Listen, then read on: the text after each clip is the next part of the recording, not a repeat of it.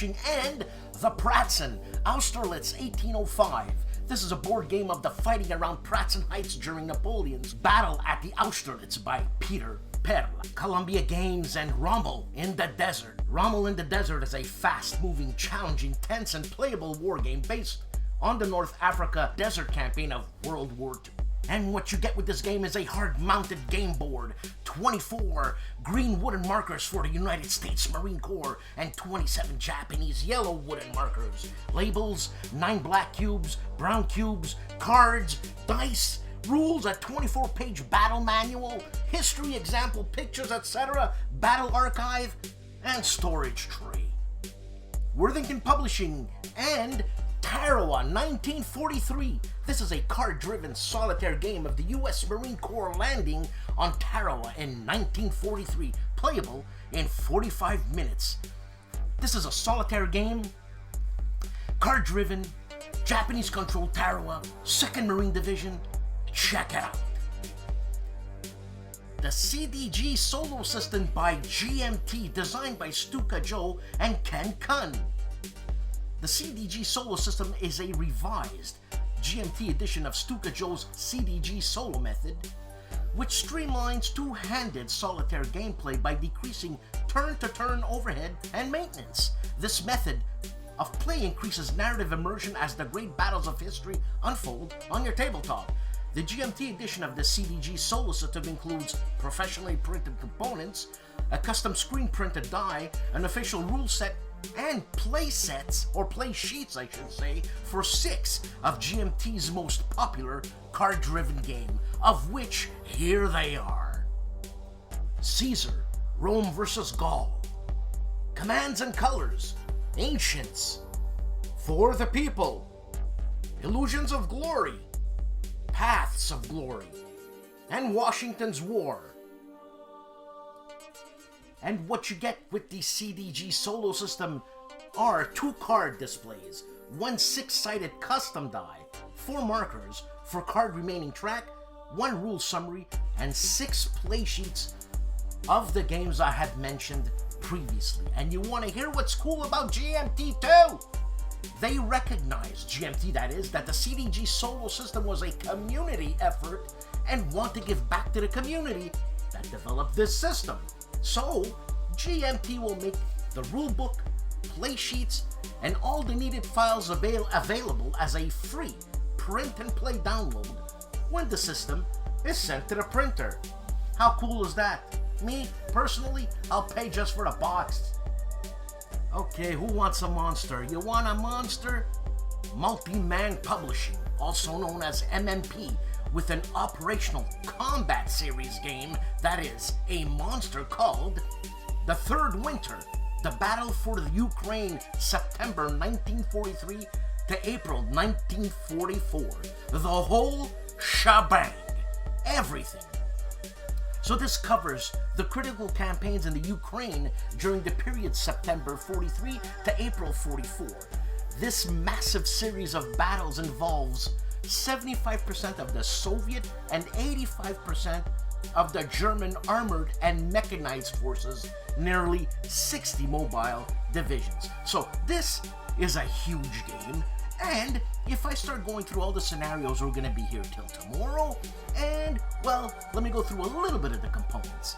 So you get the OCS rulebook version 4.3, obviously, game-specific rulebook, scenario booklet, Axis Power Booklet, Soviet Power Booklet, 2 OCS 4.3 version charts and tables, 4 full color maps 22 by 34, 1 for full color scenario map 11 by 17, 2,800 counters, 2,800, and blah blah blah, way more, plus a box and a lid. A game for gamers, made by gamers, by Flying Pig Games.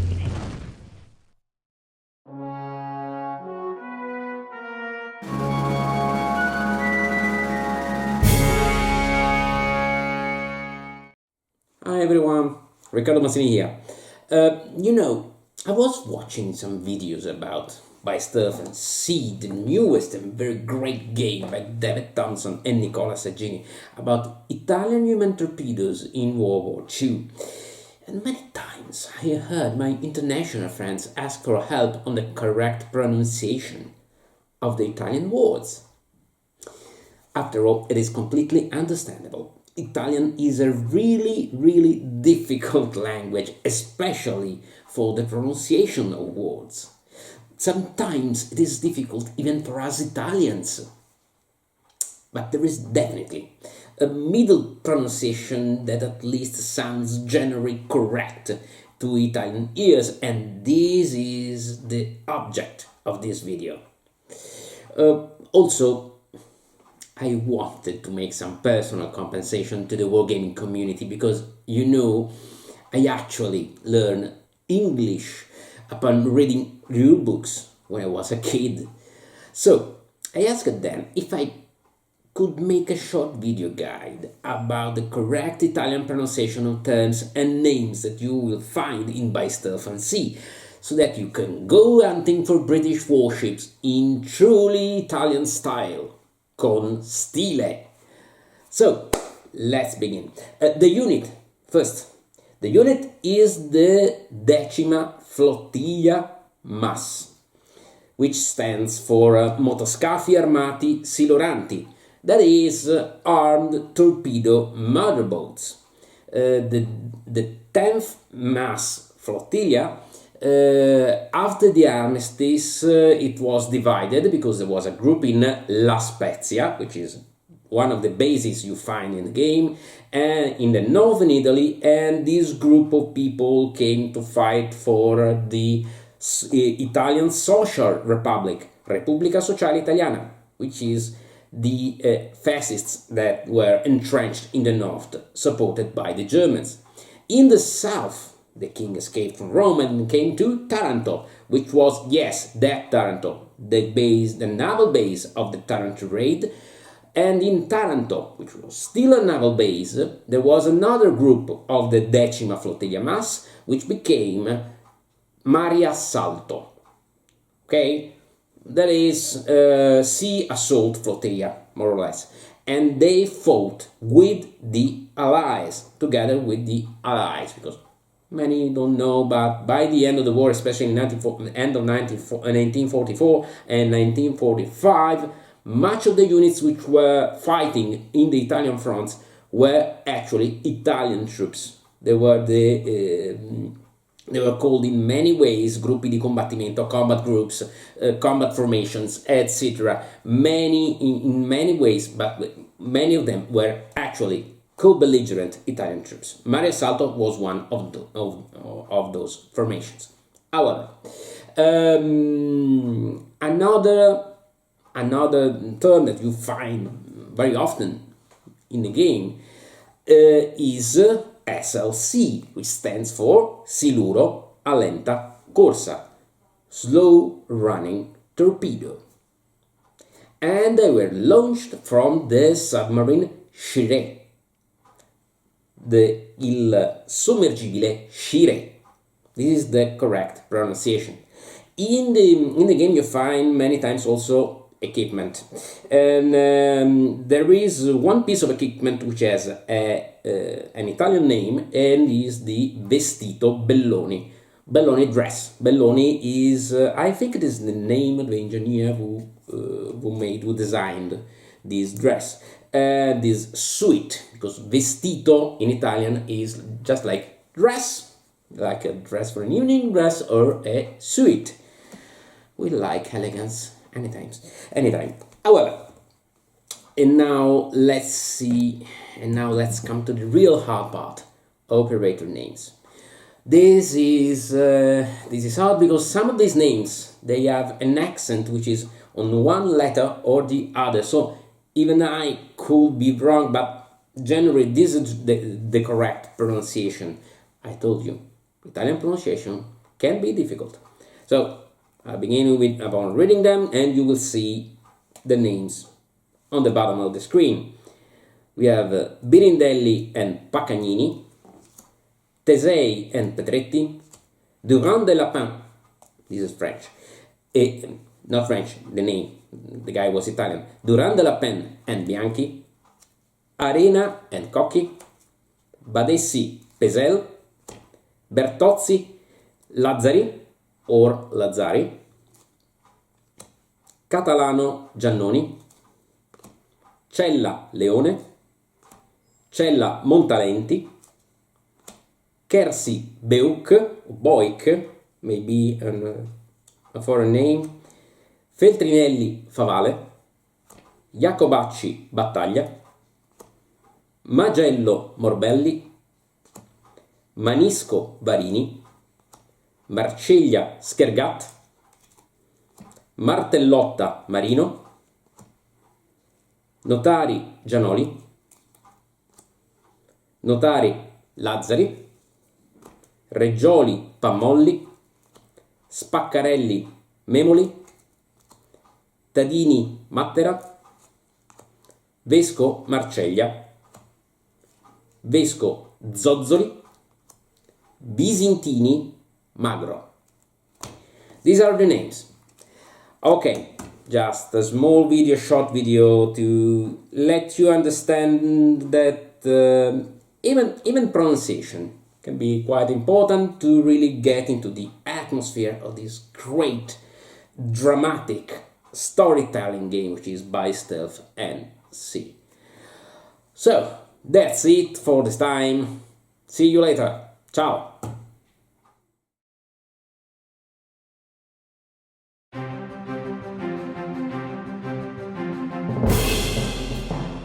HOLLANDSPIELE and designer John Gorkowski create a game called Empire at Sunrise. As the guns of August were heard firing across Europe, the German Kaiserliche Marine began commerce raiding in the Pacific, targeting British shipping and colonial holdings to reduce their economic ability to fight on the continent.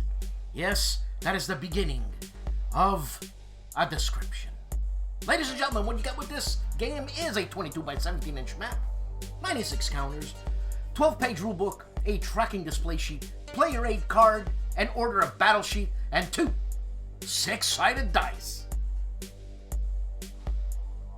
Tom Russell continues her fantastic game, Table Battles Expansion number 5, The Grand Alliance. Duration is 30 minutes. This is a 2-player game. Solitaire suitability is sky high. Maybe STUKAJOE CDG thing can happen here. But anyways, this is the 5th expansion to Tom Russell's popular Table Battle series. And the 6 battles in the set are Flores, Marsaglia, Chiari, Blenheim, Ramilius, I think I pronounced that wrong, and Denane. Lock and Load Publishing and Space Infantry Federation. This is the 2nd expansion to Space Infantry, which had a big Kickstarter, a couple of months ago. Get your Federation at Lock and Load Publishing.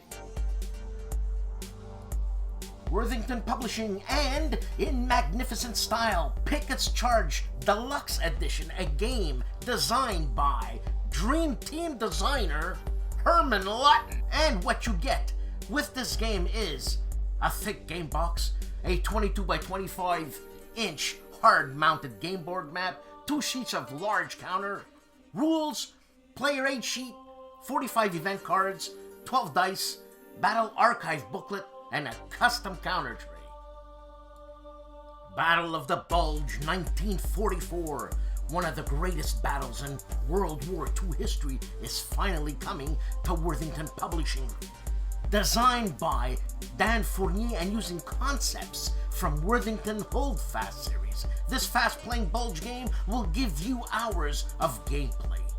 And what you get with this game is a thick game box, a large 22 by 34 inch hard-mounted game board, 2 sheets of game counters, 2 sets of rules, allied order of appearance cards, same for the Germans, custom combat dice, objective cards, game record, and custom counter tree.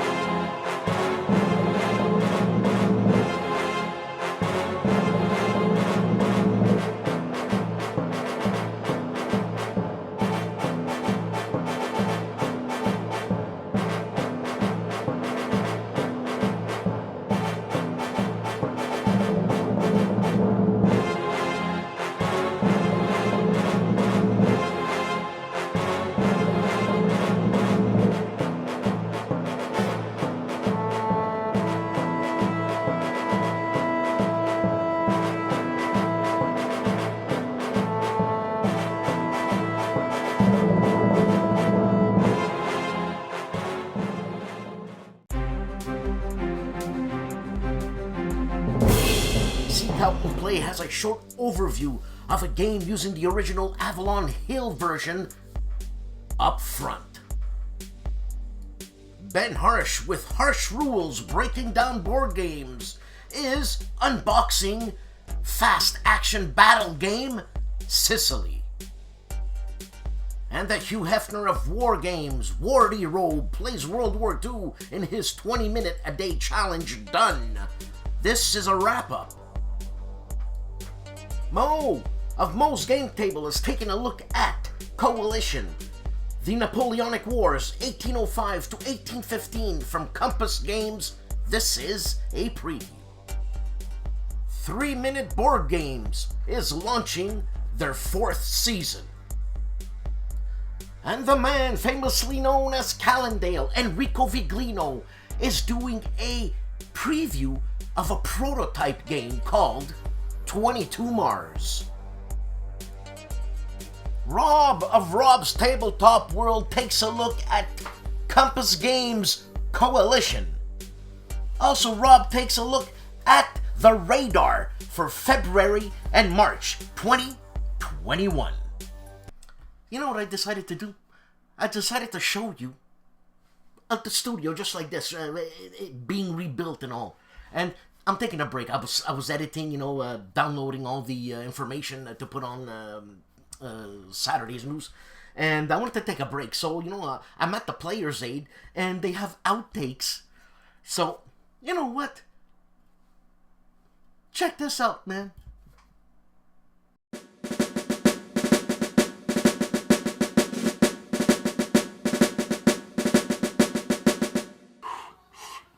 So welcome to another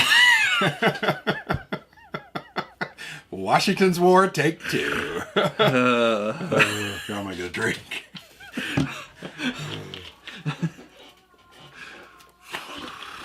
yeah.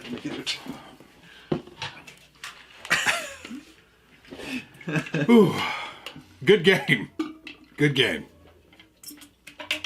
Good game. I'm ready. I am serious. So welcome to another. I shouldn't have started it. I shouldn't have started it. Man, I swear I've ruined it. I love that guy, Grant. I love Grant. Just think of unfunny things. There's nothing funny in war games. Think of Dan Pancaldi. That makes me sad. Just think of unfunny things. There's nothing funny in war Think games. of Dan Pancaldi. That makes me sad. Okay, I'm ready. Okay.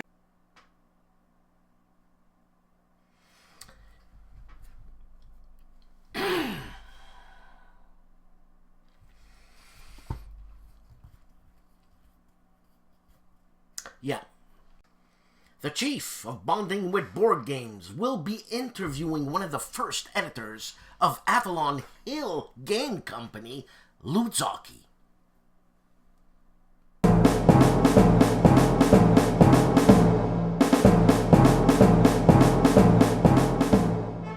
Just think of unfunny things. There's nothing funny in war games. Think of Dan Pancaldi. That makes me sad. Me sad. But you think I'm gonna let this go? This kid's crazy. And it's always the redcoats. Remember that. Ah? Gimpy of the Gimpy Gamers, check him out this week because he is previewing Point Blank. Whoa, I've been waiting for this game for a long time, since I went to WBC and David Heath and Sean Drulinger, the designer, showed me this game. Man, I flipped out. Anyways, check it out. And also, he takes a look at the War Diary magazine / lock and load, I guess, collaboration, Bougainville. This is a manual, and look, Point Blank, man.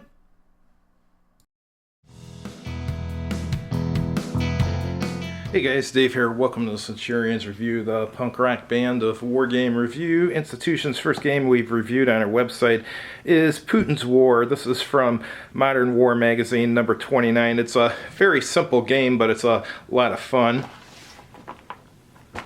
And then we've done a first look on YouTube of Man, Myth, and Magic. This is from Yaquinto. It's a role-playing game where instead of the typical medieval fantasy, this is actually ancient fantasy. You start the game in Rome, and you can be like a Roman, an Egyptian, even several other nationalities and stuff too, and it's got all sorts of different character classes that are pretty interesting. One thing that's really interesting about it is the magic isn't overdone. The magic is pretty simplistic, so it's not overpowered with magic. And then we've done a first look at Avalon Hills 1914. I borrowed this from my friend. Looks like a pretty interesting game. Hope to try it soon. And the last thing I did was how to make scatter terrain from a CD or DVD. I'll show you a really easy way to construct it. All you need is a CD, some flax, some glue, a little paint, and some foam board, and some trees. Anyone can do it. It's pretty easy. Anyhow, thanks for watching, and have a good evening. Mo previews the Dogs of War from Thin Red Line Games, a game by Fabrizio Vianello. And Mauro Faina has a Gianni Zero video, episode 19, where he discusses A Distant Plane, published by GMT.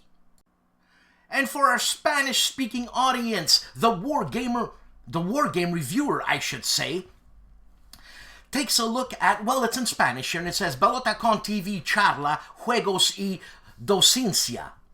You know what? I don't even know what that means except playing something something. But it's for our Spanish-speaking audience, Game War Reviewer.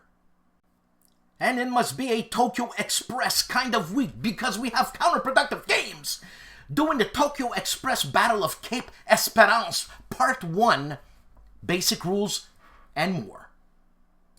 Rough Swordsman Wargamer plays Part 3 of a playthrough of Tokyo Express, designed by John Southard and published by Victory Games in 1988. And Riccardo Mazzini with his vlog number...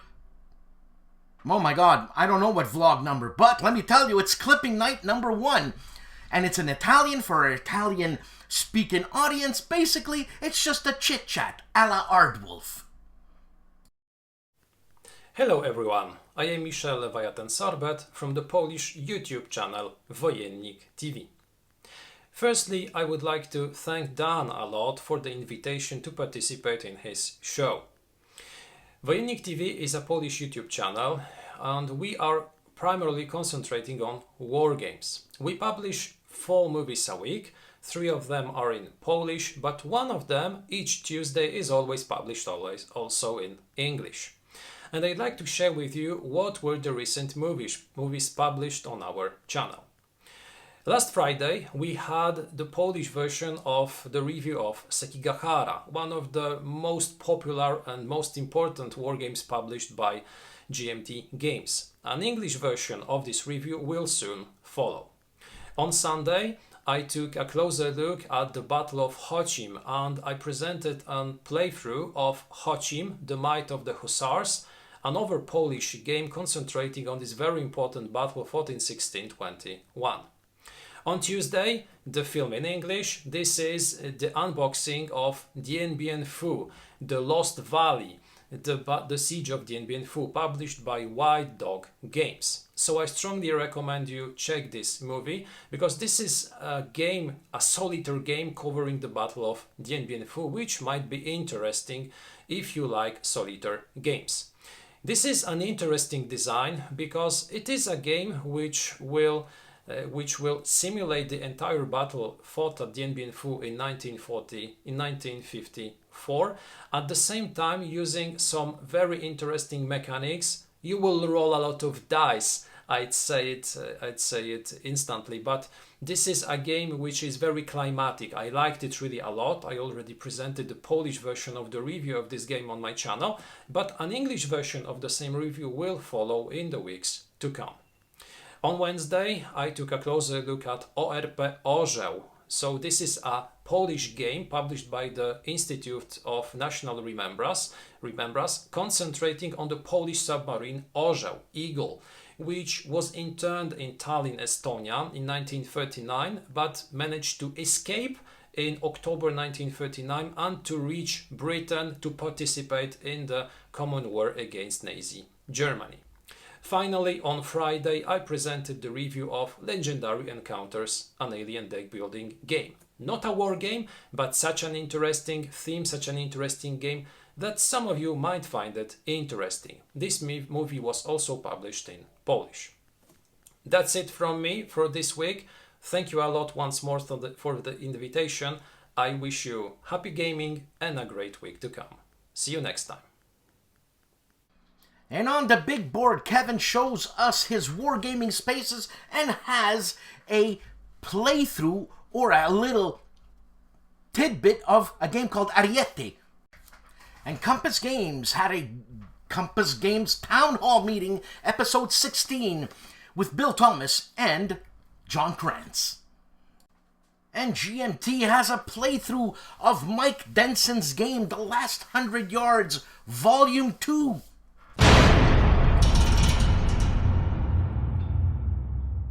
Hey folks, it's ARDWULF. Welcome. Dan Panaskowitz has asked me to sum up what has been happening with ARDWULF'S Lair this week, so here we go. Our live stream on Sunday, the learning game of GMT's U.S. Civil War, was unfortunately cancelled due to unavoidable circumstances, but we are planning on revisiting it at 5 p.m. this coming Sunday, so stay tuned.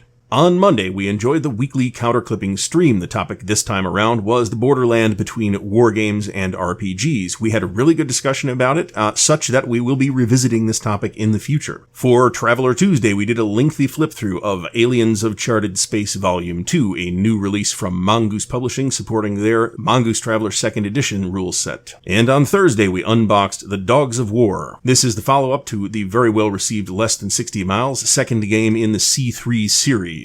And it's from Thin Red Line Games. There is quite a busy week headed your way on ARDWULF'S Lair this week, so let's see what we have. We're going to start the week off right with a learning game of the U.S. Civil War. This will launch at 5 p.m. Eastern Time on Sunday. The first video on our very busy Monday is going to be an interview at 6 p.m. Eastern about OCS The Third Winter. This is the brand new OCS title now up for pre-order, and we're going to have on the designer Tony Burkett, the developer Chip Saltzman, and OCS series honcho Curtis Baer. This is very exciting, so be sure to tune in. Later at 8 p.m. on Monday, we will be doing the counterclipping stream. The topic this week will be, do we really need another East Front game, or Bulge game, or Normandy game, or whatever overpopulated topic you would like to pick. I think we're going to get another really good discussion out of this. For Traveler Tuesday, we're going to take a look at the new Mongoose Traveler Kickstarter. This is the Mercenary boxed set. This is live right now, so we're going to dive in and take a look at what's in there. And on Thursday, we will be unboxing Coalition. This is a new release from Compass Games and designer Javier Garcia de Gabiola. It is, as you can imagine, a treatment of the Napoleonic Wars at the strategic level. I would like to thank Dan Panagesis for having me on to talk about what's happening on ARDWULF'S Lair this week. Until next time, happy wargaming. STUKAJOE does a playthrough of a White Dog Games designed by Jacques Rabier called The Line of Khartoum, Turn 0.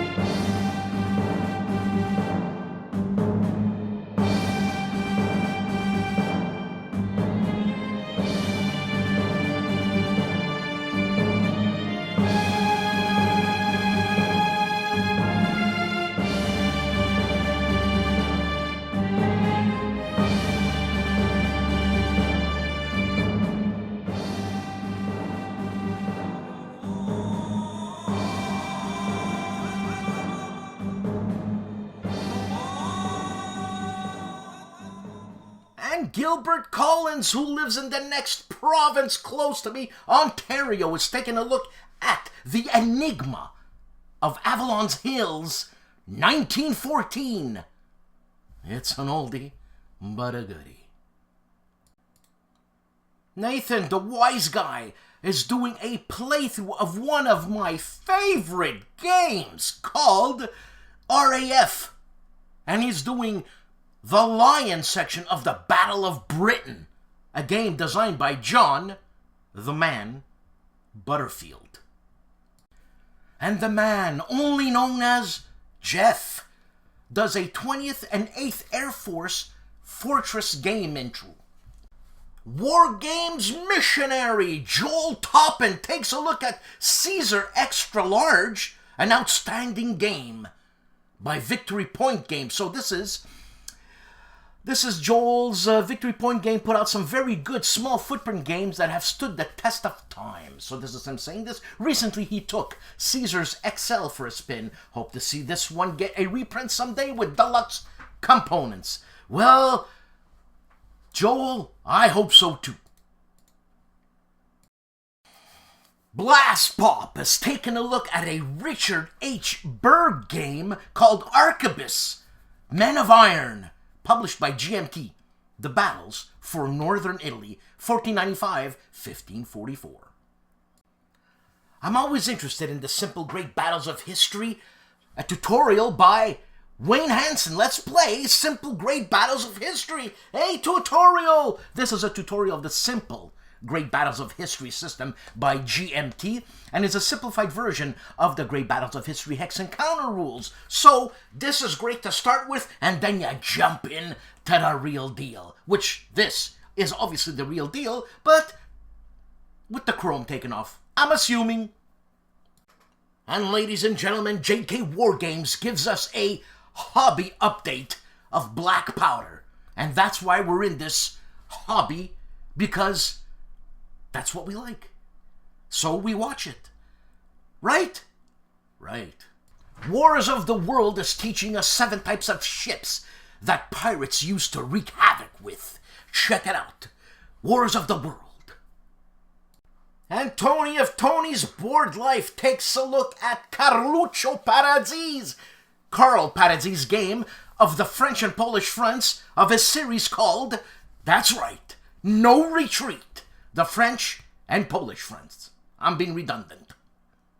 Dad versus Son continues his tour de force, playing Mark Simonich's, I should say, Stalingrad 42, Take 2 of the Caucasus campaign, turn 18, and a wrap. The war game artist Matt White. Ladies and gentlemen, if you have not seen his art, please go check it out on Matt White's webpage. Matt White is taking a look at the deluxe edition, a review of Gettysburg, a game designed by Mark Herman, published by RBM Studios' Roger B. McGowan. And the voice and face of Lock and Load Publishing, the OG, the original Grognard, takes a look at the mechanics of and a couple of turns of Bougainville. Lock and Load Publishing has their Season 2, Episode 2 of On the Air, and Johnny and I don't know who I is, but finish off a match of Mon Chéri Amour from Heroes of North Africa, a Lock and Load Publishing tactical game. Hi, Daniel Duce mustering his troops, and I am reporting. I will be playing this week Custer's Last Stand, Battle of Rosebud. Visited the park a few months ago. Great experience. Highly recommend it. Finished the reading a book on Rosebud, so I'll be playing through that to see how that works. The type of gamer I am. I like to read before I play. That's what got me into war games. I love the historical aspect.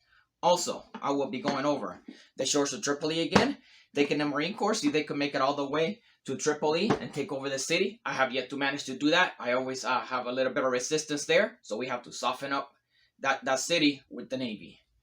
Also, I might try to do another video and playthrough of yet another mission of By Stealth and Sea. I've been going through the whole series, loving it. Thanks for all the recommendations on lighting and settings, and with my limited resources. Also, for sure, this week I will be playing Aliens, another day another glorious day in the Corps. I will be taking our Space Marines, futuristic Marines, through mission 3. But before that, we got to rescue Drake, who we lost on a supply mission, which we should not have gone on. Take care.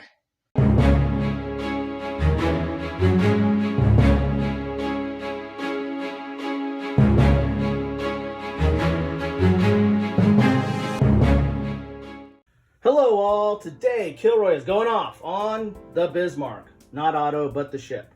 Why all the fuss about a battleship that during its first major tour of duty only lasted 2 weeks? Actually, not even a full 2 weeks. Well, it was the largest German battleship of World War II, along with its sister, the Tirpitz, and it scared the bejesus out of the British. I think that's the correct nautical term, and rightfully so, because on its maiden voyage, in its first major battle, it sunk the HMS Hood and damaged the HMS Prince of Wales. This prompted Churchill to issue the order to sink it at any cost, which created a large search and destroy mission, probably the largest of World War II in the Atlantic. Now, the Atlantic doesn't get the same attention as the Pacific from a naval point of view because it just didn't have that many battles, and it wasn't relying upon naval as much. So this is a pretty big engagement for the Atlantic during World War II. And actually got attention in 1962 with the publication of Bismarck, which was reprinted in 1978. And actually, I believe that Compass is coming out with a game called Bismarck: The Last Battle. So when I pulled a game off the shelf, a lot of ones came tumbling down. So instead of just covering any one specific game, I thought I'd kind of go through how the Bismarck is represented in several of the games that I have. And before I get to that, I want to point out this book here. This book is about the salvage of the Bismarck, which I think they started in 1988, and then eventually I think found it or started salvaging in 1999 or in the late 90s. So this is kind of like the Titanic, about the salvage of that. But this really book covers not only the Bismarck from its construction to the beginning of Operation Regenbogen, which was the raiding of the North Atlantic Allied shipping, but actually all the way to the Bismarck's demise on May 27th. So you get a top-down view here, and then you also get a side view here of the Bismarck. So that's kind of nice to get to see what the Bismarck looks like. And then there's a lot of history in here, not only about the salvage, but it also talks about the actual mission of the Bismarck following its route. And then the sinking of the Hood happened near the Denmark Strait here. I think it was like on May 24th. And then you had the search and eventually sinking of the Bismarck. So the first game I'm going to turn to is War at Sea. This is a relatively abstract game. It does represent the Bismarck here's the Bismarck. And here is the Prince Eugene, which was the ship that went out with the Bismarck and engaged the Hood on the 24th. And the numbers here are, the first number is the number of dice you roll, the second number is the number of hits you can take, and the third number is the speed, which kind of factors in engagements and retreats and following and stuff like that. And this is a hit game. It's very abstract. Bismarck's going to roll 4 dice. On 6s, it gets a hit. If it gets enough hit to take out the ship, it takes out the ship. So, and the battle was probably, Denmark Strait was probably somewhere around there, probably off board a little bit. But this is a very basic game or abstract game in that, it's area control. So if you control the South Atlantic, you're going to get, the Axis is going to get 3 victory points, Allies get 1, and you'll track them on this scale going back and forth. So that's the Bismarck represented at a very abstract scale. The next game I'm going to turn to is the Bismarck. This is a part of the second World at War series by Avalanche Press. And this goes into a little bit more detail than War at Sea. You have a search map here. This is like the Denmark Strait. The battle probably took place around here somewhere. But you have like a strategic map where you do your searches. And then you have, once you have an engagement, you'll go to the tactical map. And then the counters will go on the tactical map. And here are the counters, how they're represented in this game. You have the Bismarck and the Prince Eugene there. And the numbers are, you have its speed factor, and then you have its armament. So the 10 is for the primary gun, 4 is for the secondary gun, and 3 is for the tertiary gun. And then you have anti-aircraft, which it has 3 down there in the corner. So this has a little bit more detail. They'll be on the map, on the tactical map, and you'll conduct a combat that way. And this has a lot of different scenarios. Here's your scenario and hit records. It has hit records because, kind of like Starfleet battles, you're going to keep track of hits on the ships. So here's some of the ships here, and that's how you keep track of what is going on in this game here. So on this right here, you've got here's the Bismarck, should be here. Here's the Bismarck. and how you keep track of its guns and its hull and its fuel on there. And this actually has the scenario in here for the Denmark Strait, which took place on May 24th. And you see you have the Bismarck, Prince Eugene, Prince of Wales in the hood. And so this is only done on the tactical map. So the next one I like to turn to is, wow, look at that map. That's exciting, isn't it? This is Battle Wagon. This is probably the first naval game I played and played a lot of. This is from Task Force Games. And this has even more detailed kind of ship roster where you're keeping track of hits on the ship here at the tactical level, but it has a lot more detail on the ships. Like here's the Bismarck, as you can see right here. There's the Bismarck, and this is going to keep track of like its speed and its flotation hits and its belt armor and turret armor and top turret armor, and then the different turrets or the main gun and secondary guns. This has a little bit more detail. The ships that are represented in here are, just basically markers. They're not really any information on that. There's a battleship, there's a cruiser, just like the two ships that the Bismarck and the Prince Eugene there. The next one I like to turn to has a little bit more nicer components in that it is miniatures. This is Axis and Allies, the naval war game. It's Axis and Allies naval miniatures. And here's the Bismarck. As you can see here, here's the top down. So pretty nice detail. And then you get a side view there of the Bismarck. And then you have the Prince Eugene. There's a top down and then a side view of that. Now this game has cards that you use for the ships. This is for the Bismarck. This is the value, like when you're creating a scenario, like you're doing a build-up for how many ships you get. And then you get it's got a speed of 2. Then you have attacks. This is the main turret, and this is a bucket of dice game. So that's how many dice you roll at that range. So it'll roll at range 2, it'll roll 14 dice. You get a hit on a 4 or 5, and if you roll a 6, you get 2 hits. And this is how much armor. You have to roll that many hits to do a hull hit. This has 5 hull hits, and it can take 5 hull hits. And then for vital armor, if you roll 15 hits in any one attack, you're gonna sink this. Plus it has special abilities and a little bit of history of it on the back. So there you have it.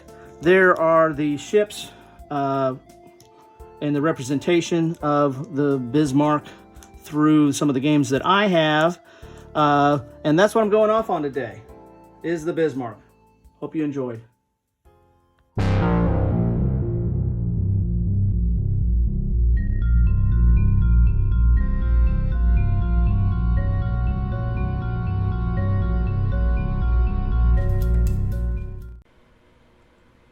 Hey guys, this is Ben Harsh from Harsh Rules. Dan asked me to record a quick segment for his video of the week, and here it is. This is what I am working on for the next video on my channel. One Small Step by Academy Games. So I've got the main board. There's some other pieces off the side I couldn't fit on my desk, but here's the main board and some of the components from the game. This is a worker placement game. I haven't played a worker placement game before, so this is a new experience for me from a player perspective as well as a teaching perspective. So essentially this game is about the space race during the 1960s between the Soviets and the United States on who can reach the moon first. And what you do is you place workers to collect resources, and those resources are used to fund satellite missions, crewed missions, and other experiments necessary to progress the space race. So you can see on this chart there's a path that leads from the Earth in the corner all the way out to the moon, and as you complete various flights and tests and milestones on the space race, you will advance your markers and collect victory points, which are tracked around the edge of the board, and the first person that reaches the moon gets quite a lot of victory points, but it's really about how each side plays the game from a perspective. So just because one side reaches the moon first doesn't necessarily mean they win the game. So that's what I'm working on this week. to do my own video for that, and I'll probably be working on this again next week. So that will be my game of the week for quite some time. So good talking to you guys. See you later. Another week, another show. This has been a great week for me in terms of like doing stuff. You know what I'm saying? Well, look, before I get into this, I'd really like to thank you for watching me just talking about me basically and my interests and all that. And thanks. I mean, I really appreciate all the support from my Patreon supporters. It's unbelievable, man. It drives me, and it's a job I gotta do type thing, you know what I mean? But a job I love. So I hope to be doing this for many, many more years, which the only way I wouldn't be doing this is if I'm dead, because I really enjoy this. It's a thing I do, man. You know, I love the editing process. There's artistic merit and value in the editing process. Let me tell you, you know, when you go see a concert, just letting you know, for the people who just sit down, relax, and take music in, I guess not as seriously as I would, or I do. Different strokes for different folks. When you go see a concert, when you see them play, that's fantastic. When you see your favorite band or orchestra play, that's fantastic. But the amount of logistical rehearsal that is involved in a small concert, like in a club type thing, is incredible. And the gratitude that you have to give to the people helping you, who are pros, is incredible. For instance, when you hear your favorite piece of music live from your favorite band, and it sounds amazing, well, you could thank the engineer, the sound engineer, for that. Because without the sound engineer, I'm gonna basically say, unless it's an acoustic show, you got squat. You ain't gonna hear the same thing, no matter what. Anyways, let's not even get into the lights, and not even get into the what do you see? What do you call that sheet on the floor? You put it on the floor, your set list. Anyways, okay. So what's happening next week is I'm beginning filming the game pitch. Now, filming is not live. It's done live in studio, but not live where we can have chat, which would have been interesting, but I can't do that right now. I don't know how to do that. And so I should have an episode or two out, I would say, man, by March, you know, so we can see what this game pitch gives us, you know, because it's as much as an experiment for me to do it as it is an experiment for you to watch it. But anyways, and also do not forget, please do not forget the In Conversation I will be having at 7 p.m. Eastern Standard Time, the 21st of February, 2021. I'm not making a mistake. Usually I make mistakes and people correct me, but I have the agenda in front of me. So we will have a conversation on solo implementation in war games and also series war games, you know, like the No Retreat thing, or what Mike Denson is doing with his new game for Last 100 Yards. We'll be talking about the marketing aspect of this. And on the panel is John Butterfield, Jason Carr, Volko Runke, and David Thompson. I'm going in alphabetical order. And look, it's going to be interesting, to say the least. Okay?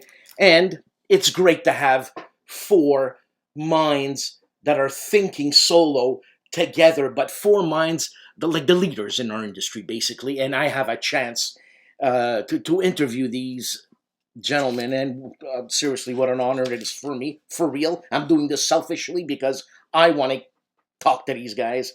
So that's it for February for me in terms of what's going on.